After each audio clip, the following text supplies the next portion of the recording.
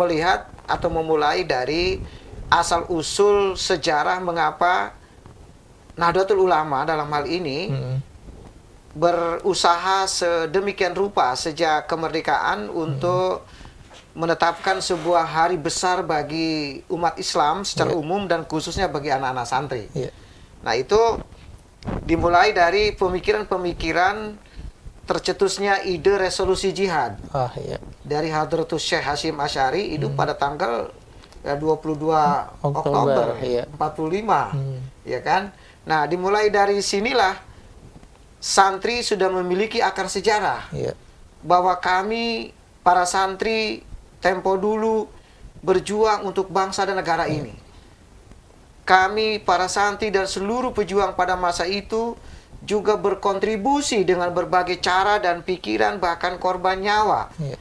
Maka ketika melakukan perlawanan terhadap penjajahan, Syekh Hasyim Asy'ari, Hadratus Syekh, pendiri Nahdlatul Ulama, beliau menyampaikan sebuah pernyataan sikap yang disertai dengan dukungan dari para ulama-ulama sepuh di Pulau Jawa.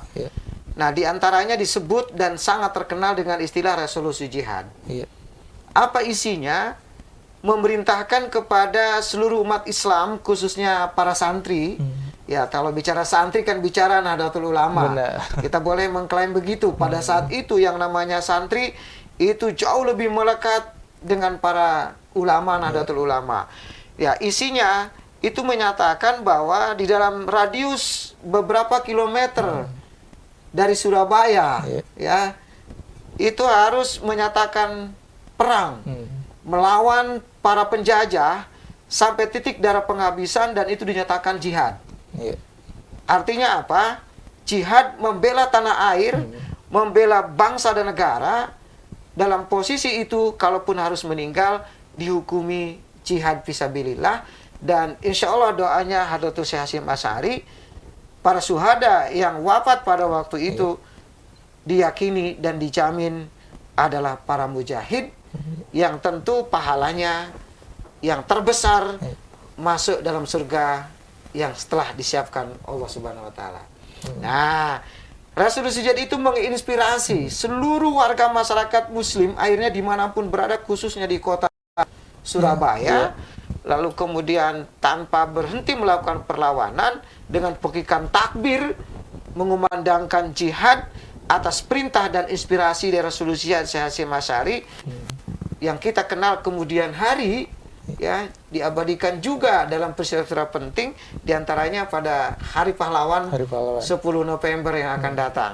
Nah, ini mulainya resolusi jihad yang menginspirasi itu, dimana kita melihat pada waktu itu, walaupun kita hanya baca sejarah, mungkin hanya lihat film dokumentasi, bahwa betapa heroiknya umat Islam dan santri yang didominasi santri pada waktu itu, dia tidak lagi takut dengan siapapun, dengan senjata sekalipun nyawa dikorbankan untuk mempertahankan loh itu, kemerdekaan Republik Indonesia. Betapa luar biasanya. Nah, dari sini santri sudah berhasil melakukan upaya mempertahankan negara, kembali ke pondok pesantren, dan tidak pernah mempertanyakan kami dapat bagian apa. Nah, ini yang oleh Kiai Ma'ruf Amin, wakil presiden kita, seringkali dalam pidatonya saya mengutip, beberapa kali mendengarkan langsung, saham yang sangat besar bagi berdirinya negara Republik Indonesia adalah diantaranya dari umat Islam.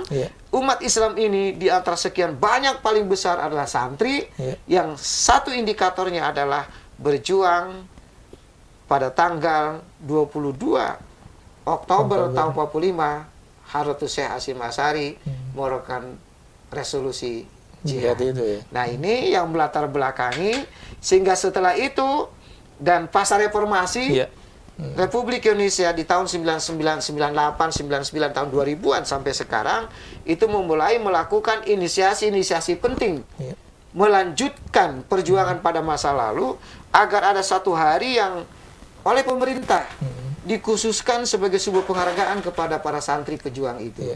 Nah, alhamdulillah tanggal 22 Oktober setelah seluruh komponen masyarakat tentu memberikan masukan kepada pemerintah, kepada semua pihak, diterimalah oleh pemerintah, dalam hal ini keputusan Presiden bahwa tanggal 22 Oktober dinyatakan sebagai Hari Santri. Tentu kita mengucapkan syukur, alhamdulillah ada sebuah pengakuan dari negara dan oleh Presiden Pak Jokowi untuk santri yang kita kenal kemudian disebut dengan Hari Santri Nasional, setara dengan hari-hari besar yang ditetapkan oleh pemerintah pada hari-hari nasional yang lain.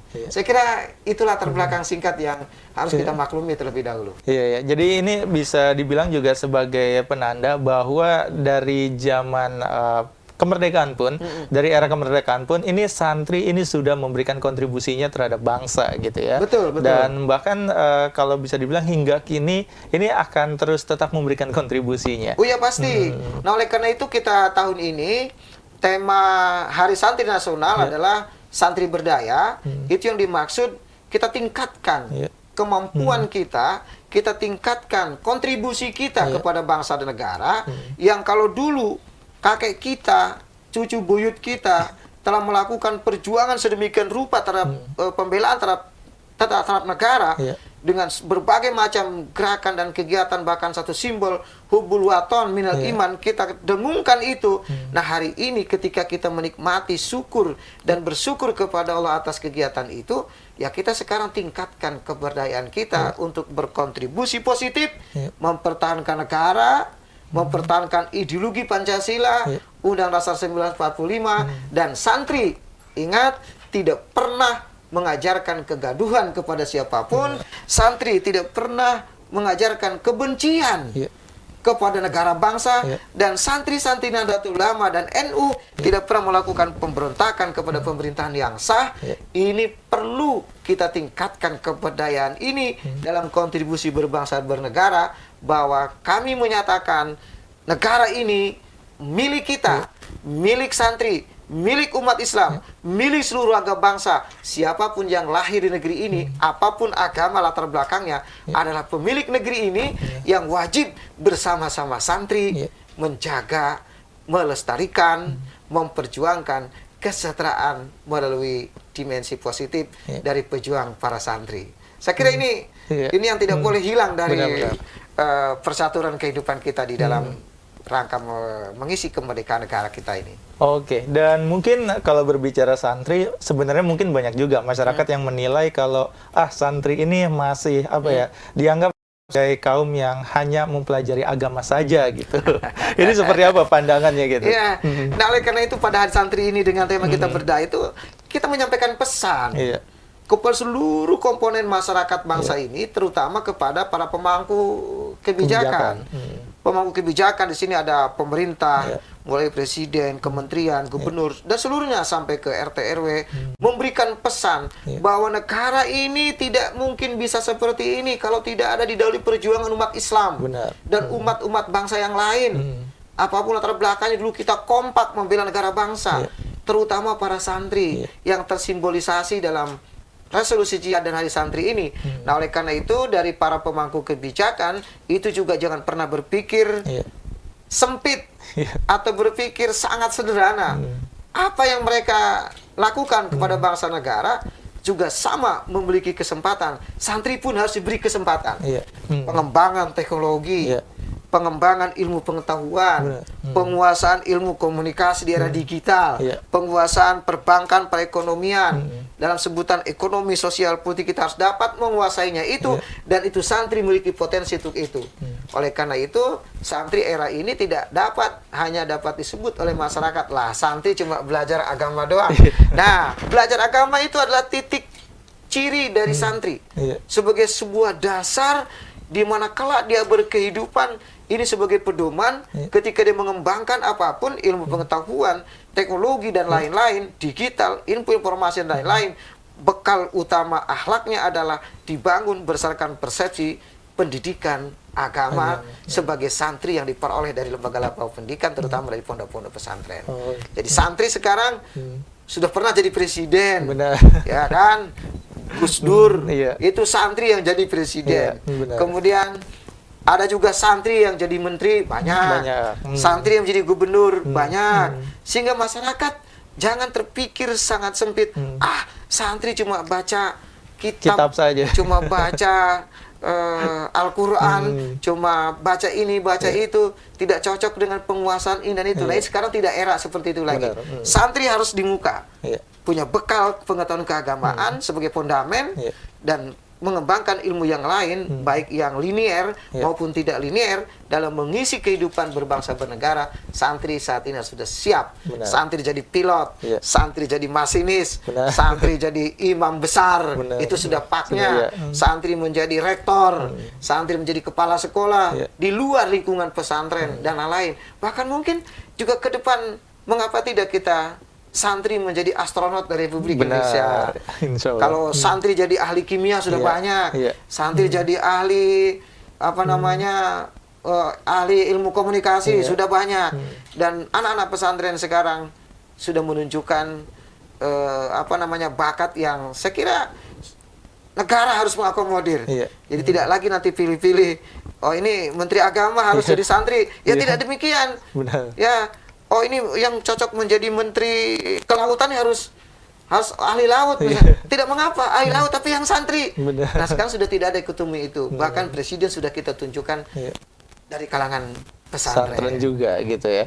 Oke, nah itu kalau secara umumnya. Nah kalau untuk di Banten dan juga di Kota Serang sendiri, ini secara gambaran, ini seperti apa perkembangan khususnya pesantren dan juga santrinya ini sendiri? Apakah sudah melihat kemajuan ke arah sana gitu? Ya, saya sudah melihat kemajuan yang signifikan, perkembangan dari santri dan pondok pesantren di Provinsi Banten. Nah kalau kita melihat dinamika wadah santri dalam berorganisasi, misalnya itu ada RMI, Robito Mahid Islami, itu organisasi pondok pesantren di lingkungan Nahdlatul Ulama. Ada juga Majelis Pesantren Salafi, itu juga dibangun dan digerakkan sebagai bagian dari perhimpunan para santri dan pondok pesantren oleh kalangan Nahdlatul Ulama. Kemudian ada juga FSPP. Di Banten ini yang secara sentralistik mungkin hanya baru di Banten yang menunjukkan kemajuan, ada organisasi pesantren tingkat provinsi yang sebagai tingkat pusatnya. Itu juga menghimpun pondok pesantren gabungan dari kelompok-kelompok pesantren yang disebut dengan kelompok pesantren modern maupun pesantren-pesantren yang berbasis atau yang disebut dengan pesantren salafi. Mohon maaf, penyebutan pondok pesantren salafi ini mengacu kepada perbedaan antara pondok modern dengan selain modern, bukan salafi. Ya, ini kita tegaskan, yang dimaksud salafi adalah pondok pesantren yang dulu lahir di pondok-pondok di Provinsi Banten ini sebelum ada muncul istilah pondok pesantren modern. Nah, oleh karena itu dari perkembangan ini kami melihat pondok pesantren diwadai secara organisatoris di Kementerian Agama, ada yang khusus membidangi itu. Dan bahkan beberapa waktu lalu juga sudah memperjuangkan dan sudah berhasil ada undang-undang tentang pondok pesantren. Nah, dari segi organisatoris administratif. Sementara di penguasaan santrinya, itu di Provinsi Banten kita alhamdulillah melihat berkemajuan. Santri sekarang tidak lagi dapat disebut sebagai santri tanda petik tempo dulu. Santri kalong, santri yang sakit-sakitan, santri identik dengan ya penyakit kulit.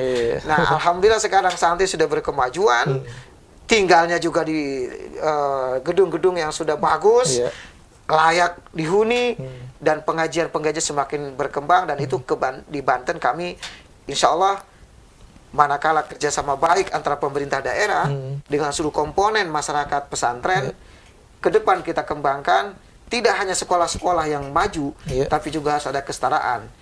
SMA negeri harus juga maju dengan sekolah pesantren. Pesantren harus juga setara maju dengan madrasah aliyah negeri misalnya. Ini semua kita ke depan tentu posisinya berharap dengan Hari Santri ini pemerintah mengingat peristiwa masa lalu, dan inilah kata Kiai Ma'ruf Amin sebagai saham umat Islam bagi negara ini. diingatkan semua pemangku kebijakan, mari bersama-sama kita pikirkan santri dan pondok pesantren. Itu dia. Santri berdaya. Itu dia, santri Ah, berdaya itu dia. ya. Dan Itu dia. kalau berbicara soal santri berdaya sendiri, ini dari pemerintah untuk bisa mendorong supaya santri berdaya, khususnya untuk di Banten dan juga di Kota Serang, ini sudah seperti apa dukungan yang sudah diberikan oleh pemerintah? Apakah dari dukungan ini sudah bisa membuat santri-santri yang ada ini ibaratnya sudah menjadi santri yang siap menghadapi globalisasi? Baik, saya kira kalau soal dukungan pemerintah, khusus di Provinsi Banten, itu sudah kita patut syukuri, sudah banyak. Sudah banyak, walaupun belum cukup. Kalau soal standarisasi cukup, saya kira semua orang akan punya standarisasi yang berbeda. Berapapun jumlahnya, kalau tidak disebut cukup, ya tidak akan cukup. Tapi bahwa pemerintah Provinsi Banten, gubernur dan wakil gubernur, sejak zamannya Gubernur Bu Atut, gubernurnya Pak Rano, gubernurnya Pak Wahidin, sampai sekarang PJ Gubernur, itu kontribusi pemerintah Provinsi Banten kepada santri dan pesantren itu sudah cukup besar. Tentu ini yang harus kita kawal agar bantuan pemerintah benar-benar sesuai dengan peruntukan, sesuai dengan tujuan, sehingga dapat dirasakan oleh seluruh santri. Nah, ini yang harus kita kawal, bahwa mungkin ada yang belum sesuai dengan peruntukan, itu menjadi tugas kita bersama untuk dapat meluruskan bahwa pemerintah kepada santri itu menurut saya sudah kita harus patut bersyukur. Nah, itu tadi, apakah ini cukup? Ya, saya akan mengatakan kalau dikatakan cukup tidak cukup, ini baru lihat persentase. Ya kan? Belum seluruhnya pondok pesantren yang ada di Provinsi Banten ini. Dan jangan lupa, pondok pesantren itu sejak berdiri dia punya asas legal formalnya jarang-jarang ditempuh. Yang penting ada rumah Pak Kiai, ada orang yang mau datang ngaji. Mungkin mula-mula hanya 1 orang, 2 orang, 3 orang, sampai 10 orang. Sampai rumah Kiai habis diisi oleh ratusan santri. Itulah berdirinya pondok pesantren di Provinsi Banten. Nah, kalau sekarang kan mau dirikan pesantren, dimulai dari tidak ada gedung, dimulai dari tidak ada santri, menyusun proposal sedemikian rupa, meminta kepada Pemprov untuk bantuan ini itu. Sah, boleh. Tapi jangan lupa, lebih jauh, lebih banyak pondok berdiri Banten yang dimulai dari tadi itu. Rumah kiainya diwakafkan untuk jadi tempat tinggal pondok santri dan mengaji kepada santri. Inilah yang kemudian kami di Hari Santri ini meminta kepada seluruh komponen, terutama Provinsi Banten, pemerintah, agar memperhatikan aspek ini. Santri-santri yang jauh di sana, bukan lantas harus dibangun pondoknya saja, tapi infrastruktur jalannya juga harus dibangun supaya akses ngajinya santri dan lain-lain. Yang sangat menjadi perhatian kami dari dulu, kiai-kiai tanda petik di pondok pesantren non modern itu tidak pernah ada keluh kesah mengajar santri. Tidak pernah ada mereka curhat karena tidak dibantu lalu tidak mengajar. Masya Allah, ikhlas mereka. Buktinya mana?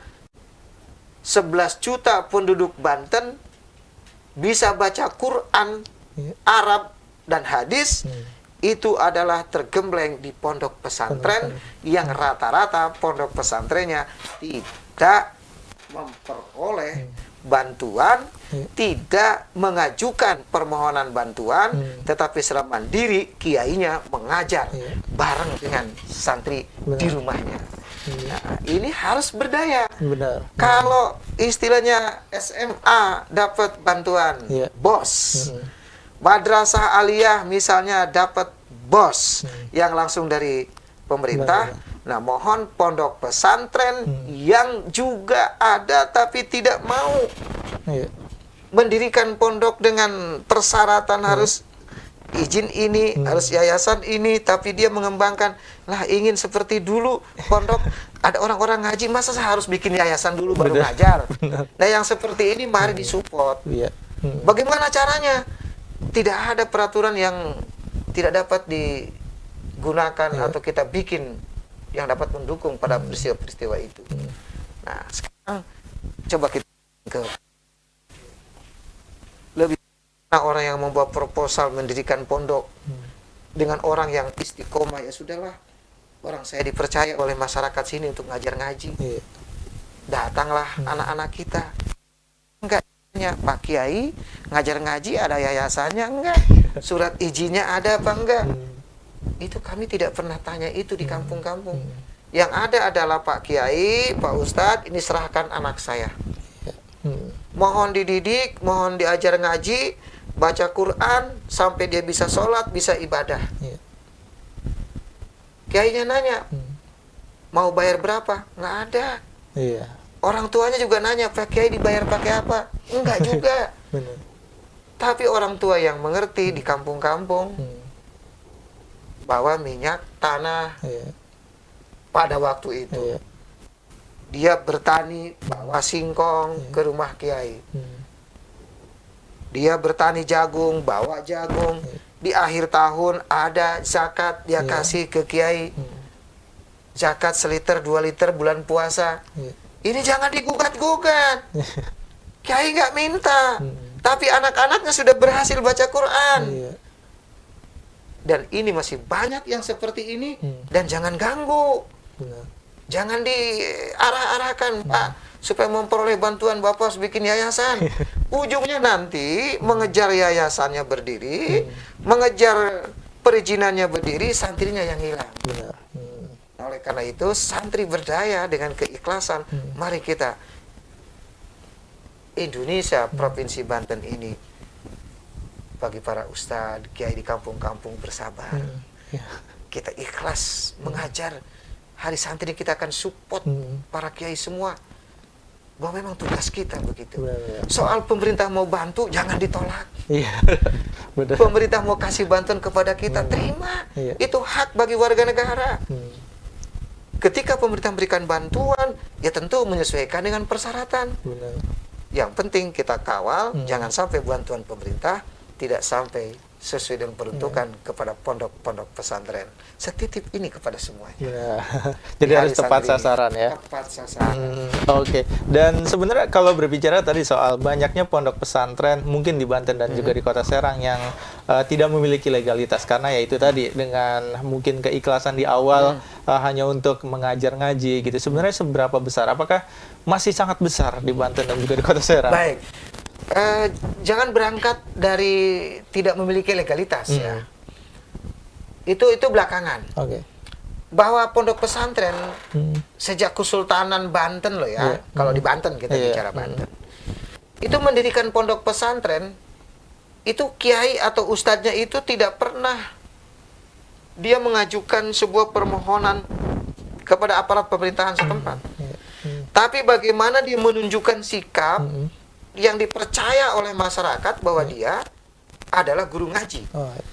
Sehingga ketika mendirikan pondok, namanya Kobong, di Banten terkenal dengan Kobong, masyarakat sekitar membantu.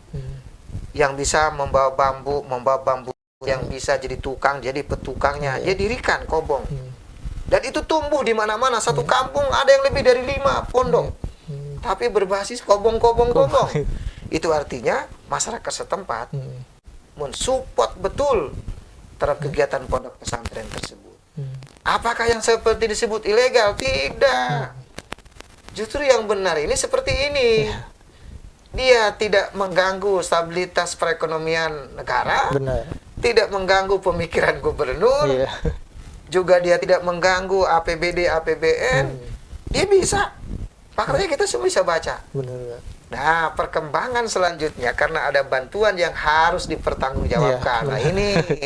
Nah, standarisasinya akhirnya karena harus dipertanggungjawabkan, maka ada administrasi. Administrasinya apa? Lembaganya berbadan hukum. Maka berbuatlah pondok harus ada badan hukum, yayasan. Nah, lalu ditanya seberapa jauh perbedaannya? Saya kira masih jauh lebih banyak pondok pesantren yang tidak berbadan hukum seperti disebut yayasan. Tapi apakah itu sah? Harus tetap dibilang sah.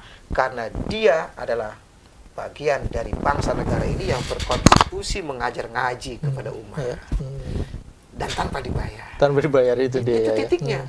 Ya kalau harus dibayar, APBD kita cukup nggak? Tentu belum cukup. APBD kota kita cukup nggak? Berapa ratus miliar pun dikeluarkan, kalau itu persoalannya selalu tidak pernah akan ada kata cukup. Tapi kalau tumbuh dari masyarakat, didorong oleh masyarakat, Ustadz, titip anak saya ngaji. Berapa bayarnya? Kata Ustadz, tidak. Apa mau dibayar? Mereka takut. Kalau dikasih, kalau diberi, itu tidak harus ditolak. Iya, benar. Dan mesti tidak harus diminta juga. Benar. Orang tua siswa, orang tua murid, orang tua santri tidak perlu juga diminta. Iya. Dia harus dengan kesadarannya sendiri, anak saya dititipkan ke pondok itu, kalau saya ada sebagian rezeki, kenapa tidak dibagi untuk ustadznya? Benar. Nah, perspektifnya harus itu dulu yang Benar, dibangun. ya. Sehingga tidak ada pernyataan pondok yang legal dan tidak legal. Nah, soal perkembangan mengapa ada badan hukum, itu tadi. Nah, itu pun pondok pesantren melalui perkembangan terakhir yang dulu dikembangkan, mohon maaf, dominasinya di lingkungan Nahdlatul Ulama, saat ini bikin pondok pesantren bukan hanya di lingkungan Nahdlatul Ulama. Dulu kalau bicara pondok pesantren itu hanya ada di NU. Kalau bicara sekolah ada di Muhammadiyah. Ya kan? Mau kemana kamu? Mondok, pasti ke NU. Tapi kalau mau kemana kamu? Mau sekolah, itu ke Muhammadiyah. Karena konsentrasi waktu itu yang profesional mengelola sekolah adalah Muhammadiyah. Yang profesional mengelola pondok adalah Nahdlatul Ulama. Sekarang ini sudah berimbang. Muhammadiyah pun profesional mengelola pondok pesantren, Nahdlatul Ulama pun sudah profesional mengelola sekolah, bahkan NU juga sudah punya ratusan perguruan tinggi dan sekolah-sekolah berbasis pengelolaannya oleh Nahdlatul Ulama. Ini ada perimbangan. Nah, muncul generasi baru yang tidak berafiliasi ke Muhammadiyah, yang tidak berafiliasi kepada Nahdlatul Ulama, tapi dia bikin pondok pesantren. Nah, pondok pesantren sudah identik sosiologis, antropologis itu antara NU atau Muhammadiyah. Sekarang muncul tidak afiliasi NU, tidak afiliasi Muhammadiyah, mendirikan pondok pesantren. Nah, oleh karena itu di dalam NU ada kesepakatan bersama pondok pesantren itu sanad keilmuannya harus bersambung dari pondok-pondok pesantren. Nah, kalau ada yang mendirikan pondok pesantren sanadnya tidak tersambung dan tidak mutawatir, maka tentu kredibilitas dari pondok itu diragukan. Oleh karena itu yang tumbuh berkembang ini ternyata sorotan publik memekakan telinga kita, membuat kita juga tidak enak badan, tidak enak hati. Ternyata ada juga yang lembaga pendidikan pondok terjebak pada isu-isu kriminal. Nah, itu dia.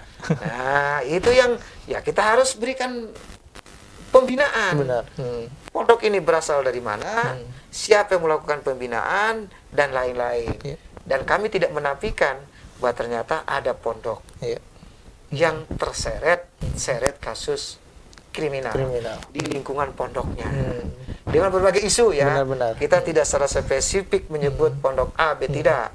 Tapi bahwa rujukan pesantren, khususnya di Pulau Jawa, ya Nahdlatul Ulama atau Muhammadiyah. Kalau rujukan sekolah, Muhammadiyah, baru Nahdlatul Ulama. Nah, saya kira ini menariknya di sini. Nah, kalau kita hari santri ini kita mencari keseimbangan ini bermartabat. Benar. Ya, santri diajarkan kejujuran, santri diajarkan ketebalan iman, santri diajarkan profesional, santri juga diajarkan cinta tanah air. Nah, ini harus bermartabat karena ini negara milik kita. Siapapun yang lahir di negeri ini, dia adalah warga negara kita. Apapun agamanya adalah warga negara kita. Bahwa santri dan umat Islam telah berjuang berkontribusi kepada negara ini lebih dahulu. Dan itu lebih banyak, itu juga harus dimaklumi. Benar. Resolusi jihad 22 Oktober itulah dasar yang menginspirasi Hari Santri Nasional ditetapkan pada 22 Oktober oleh Presiden Jokowi. Dan untuk khusus Nahdlatul Ulama, besok tanggal 22 Oktober kita akan merayakan peringatan Hari Santri Nasional dipusatkan di Tebu Ireng, Jombang. Seluruh pengurus wilayah Nahdlatul Ulama, kemudian Nahdlatul Ulama tingkat kabupaten kota dan kecamatan, dan yang berkolaborasi dengan berbagai pemerintahan daerah bersama-sama jam 7 sampai jam 8 pagi waktu Indonesia Barat kita bersama-sama mengikuti kegiatan peringatan Hari Santri Nasional yang berpusat di Jombang.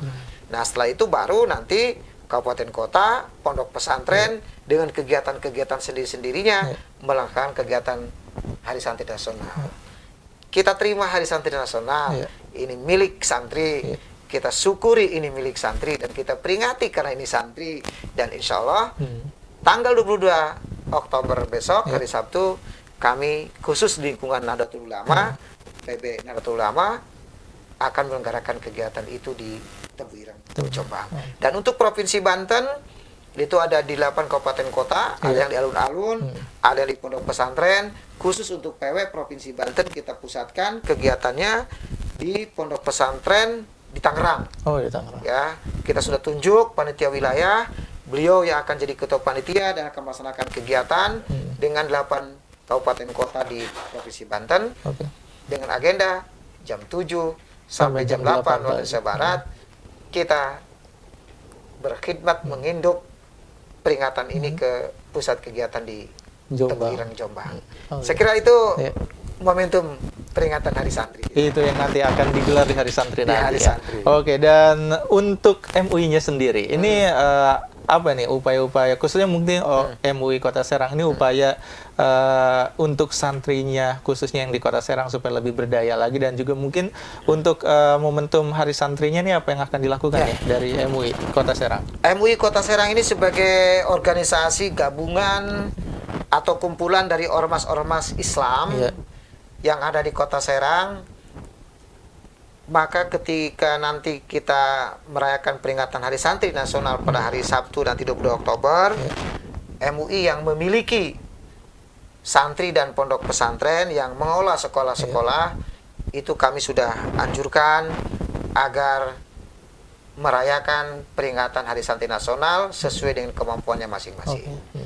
Dan itu sudah kita sampaikan, dan kebetulan nanti pada tanggal Sabtu itu untuk MUI Kota Serang kita juga mungkin sejenak akan memperingati peringatan, tapi kami ada agenda 5 tahunan yang pada tanggal 22 Oktober nanti, hari Sabtu tanggal 20 Oktober nanti.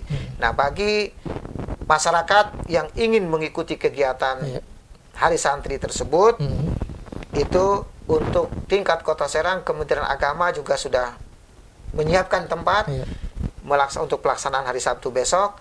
Kemudian di beberapa pondok pesantren di Kota Serang juga sudah disiapkan. Nah, oleh karena itu masyarakat nanti kami akan sampaikan informasi lebih lanjut di mana saja dapat mengikuti kegiatan Hari Santri itu.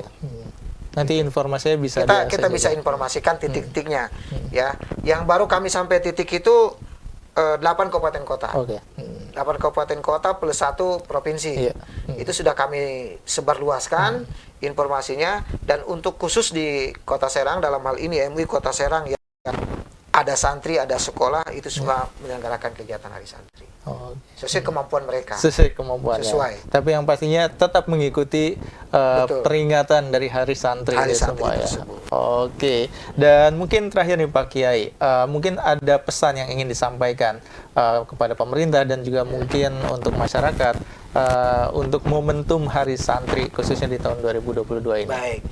Tentu kepada masyarakat kita mengingatkan dan berharap bahwa peringatan Hari Santri Nasional atau Hari Santri tanggal 22 Oktober itu adalah bagian dari syukur nikmat kita berkontribusi kepada bangsa dan negara. Maka harus kita syukuri betul. Kepada pemerintah, jangan lupa dan jangan abai kepada kepentingan-kepentingan santri, khususnya kepentingan-kepentingan santri dalam hal pembiayaan santri dan pondok pesantren. Mengapa tidak pemerintah melakukan upaya-upaya untuk itu? Dan yang terakhir tentu kepada masyarakat muslim secara luas, kepada masyarakat dimanapun berada, apapun suku bangsa agamanya, bahwa santri dapat membuat adem bangsa dan negara ini, dan tentu bersahabat dengan santri memiliki keunggulan, berkontribusi positif kepada bangsa dan negara berdasarkan Pancasila dan Undang Dasar 1945. Saya kira itu pokok pikirannya. Oke, siap. Terima kasih Pak Kiai sudah meluangkan waktunya ngobrol-ngobrol dengan kita pada sore hari ini. Semoga kegiatan di Hari Santrinya nanti lancar-lancar selalu. Amin. Dan yang pastinya Hari Santri ini juga bisa dimaknai oleh semua pihak, mulai dari pemerintah hingga masyarakatnya, ini supaya nilai-nilai dan juga perjuangan santrinya ini juga bisa menjadi teladan untuk semua masyarakat. Iya, betul. Oke, sekali lagi terima kasih Pak Kiai. Terima kasih, Bangga. Dan itu dia pemirsa Sultan TV, perbincangan kita pada sore hari ini bersama dengan Pak Kiai Haji Ahmad Tajudin selaku Sekretaris MUI Kota Serang.